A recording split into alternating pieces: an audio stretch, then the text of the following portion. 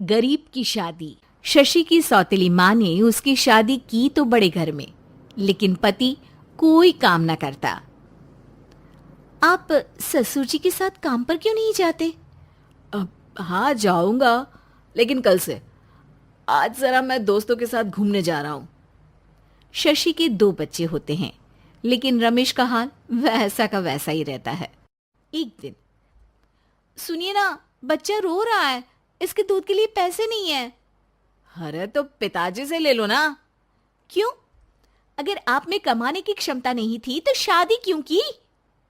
तभी घर आई बड़ी ननद बोल पड़ती है। आहा हा हा, तुम्हारी माँ को साफ साफ कह दिया था कि लड़का ना कमाता है ना कभी कमाएगा। हम 4 बहनें हैं इसका ख्याल रखने के लिए, और पिताजी का इतना सारा पैसा, तुम्हें किस चीज की कमी रखी है? लेकिन थोड़े ही सालों में तकदीर बदल जाती है। शशि का ससुराल गरीब हो जाता है।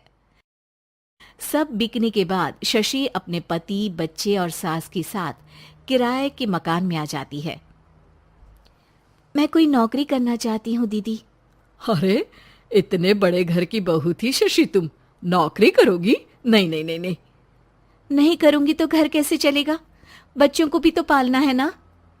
तभी शशि का भाई आ जाता है। शशि, ये ले राशन का सामान।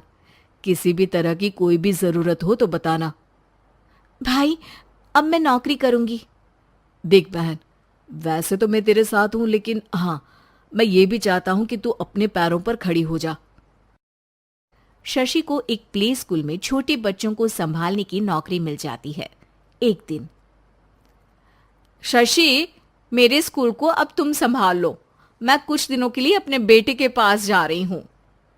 लेकिन प्ले स्कूल अकेले मैंने कभी नहीं संभाला है। अब ये सब मैं नहीं जानती। इतने महीनों में तूने जो देखा, बस पूरे आत्मविश्वास के साथ उसे करना।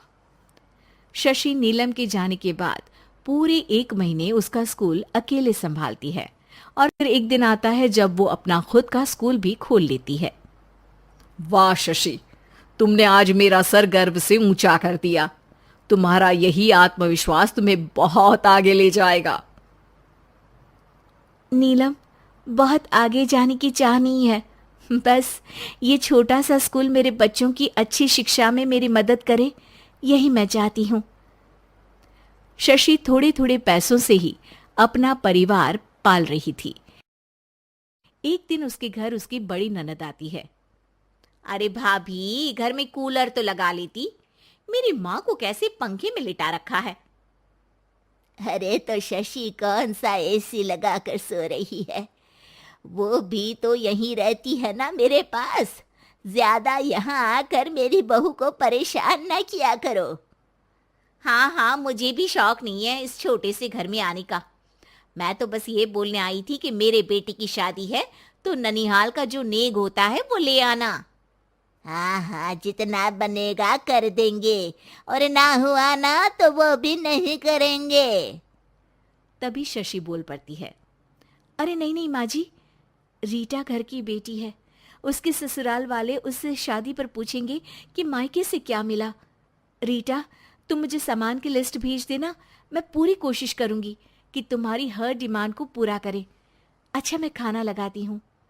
शशि ये बोलकर किचन में चली जाती है। धीरे धीरे कर शशि किसी न किसी तरह अपनी सारी ननदों की डिमांड भी पूरी करती, बच्चों की ख्वाहिशें भी, और उनकी पढ़ाई के लिए पैसे जोड़ती। एक दिन जब शशि का बेटा 12वीं पास करके आता है। माँ, अब तुझे काम करने की जरूरत नहीं है। मैं अब कोई ना कोई नौकरी करके पढ़ाई भी साथ कर लिया करूंगा। शशि को लगता है कि बेटा और आगे पढ़ाई करे, लेकिन वक्त की मार के कारण वो बेटे को काम के लिए हाँ कर देती है। अब बेटा एक बैंक में चपरासी बन जाता है।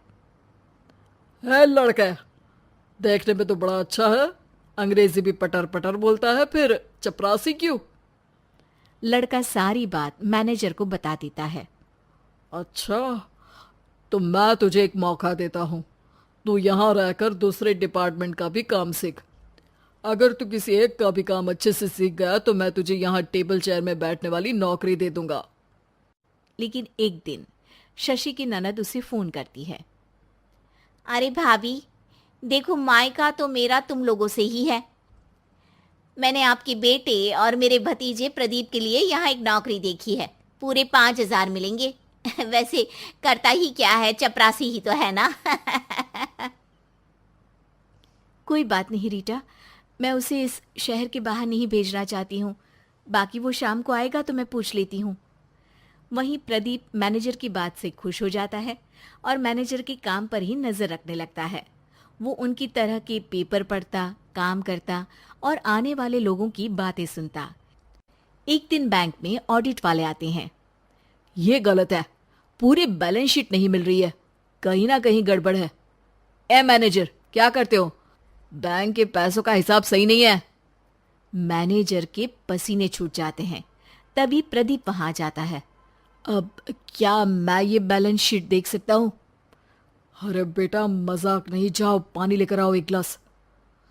प्रदीप मैनेजर को पानी लाकर देता है और फिर ऑडिटर से कहता है, देखिए सर, मैं आपको बता सकता हूँ कि कैसे बैलेंस शीट को आप लोग गलत तरीके से जोड़ रहे हैं। ऐसा बोलकर प्रदीप एक एक कर सारे डाउट क्लियर कर देता है। अरे हाँ, ये तो पॉइंट हमने देखे ही नहीं थे। गुड, कौन है ये बच्चा? तभी मैनेजर बोल पड़ता है, अब हमारे यहाँ अकाउंट में नया आया है। ऑडिटर के जाने के बाद, वाह प्रदीप, आज तो तुमने मेरी नौकरी बचा ली। और आपने भी तो मेरी नई नौकरी लगा दी, अकाउंटेंट की। बस फिर क्या था, प्रदीप ने एक बार जो सफलता की सीढ़ी चढ़ी, बस चढ़ता ही चला जाता है। फिर एक दिन शशि की ननद, अरे भाभी कैसी हो? घर को तो बड़ा ही सुंदर चमका रखा है। अरे बेटी, कैसे आना हुआ? तू तो इस छोटे से घर में आना भी नहीं चाहती थी। कोई खास काम है क्या?